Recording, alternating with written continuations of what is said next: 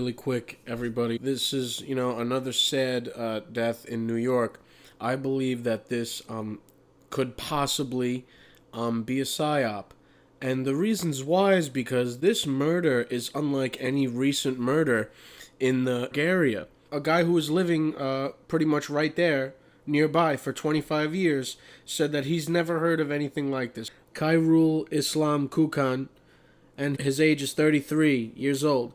He's surrounded by other members of the Al Furqan Jam Masjid Incorporated Mosque, and he's leading a chant against Donald Trump after the Imam was killed. This man is quoted saying, "That's not what America is about. We blame Donald Trump for this. Trump and his drama has created Islamophobia." So why do they let this guy, age 33 years old, lead a chant in the middle of the street, that the cops block off?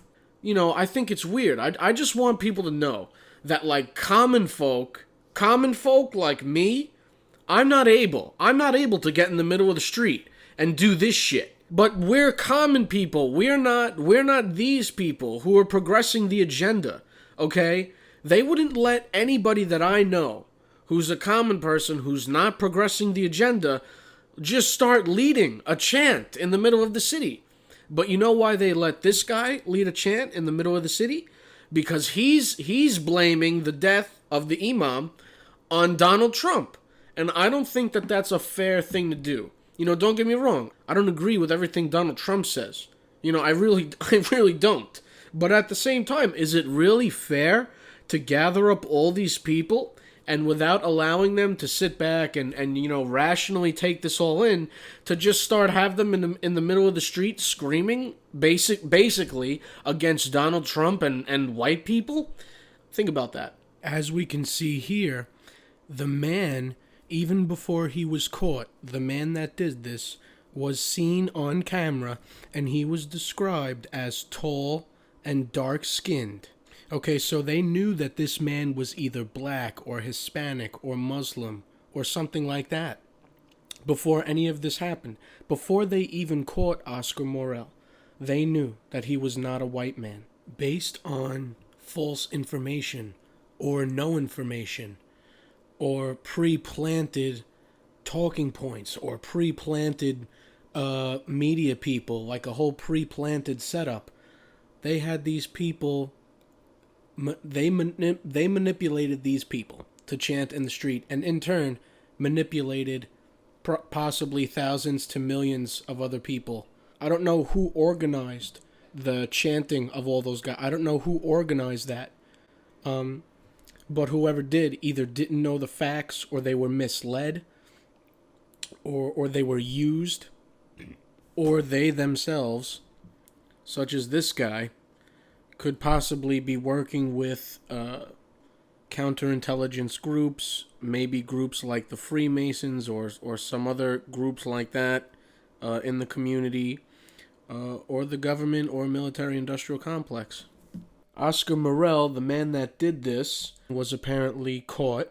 I have some theories about this, because his family and friends and his neighbors all say that he never expressed any hatred and he was always very nice, and they had no idea he would do something like this.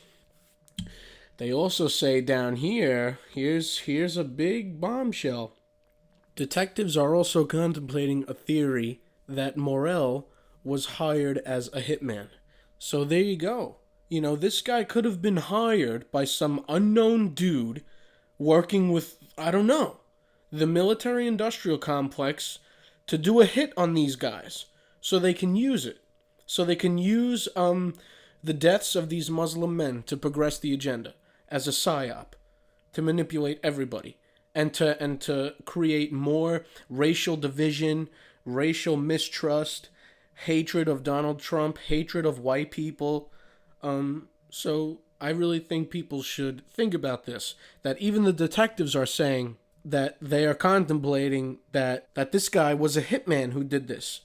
Now let's get really deep, okay? Let's get really out there.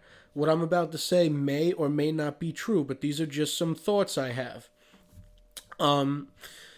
Morel could have had a sort of RFID microchip in his brain that maybe could have triggered him to commit this act. Or maybe he just really was a hitman hired by or working with certain sectors of the military industrial complex and the government.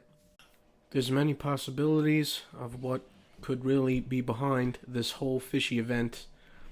I don't, we may never know the whole entire exact truth. I want to make a personal shout out to anyone in New York City that considers themselves a minority, any black Americans, African Americans, Muslims, Muslim Americans, Middle Eastern Americans, immigrants of all kinds. I really urge you to really learn about all the things we've talked about here today in this video. And I think you should all know that, white people like me don't hate you and want you to die. This is what the media says. This is all bullshit. Okay? Really, please, learn about all the things we've talked about today, such as PsyOps, and how we are all manipulated and racially divided. Just learn about how all the countries are broken. Learn about the New World Order. I know I know to some people, I bet I sound so crazy, right? But those are just the people who have no idea about any of this, and that's the sad truth of it. If you really think you know about, the white race and all races and the history of racism and the history of slavery, I really urge you to add this book to your library. It's called They Were White and They Were Slaves by Michael A. Hoffman II. I'm not going to say more about it. I mean, I should say a lot more about it. It's actually an amazing book. I mean, really, if you think you know anything about racism and slavery, you should buy this book. And I guess that's really all I have to say now to fully end this video.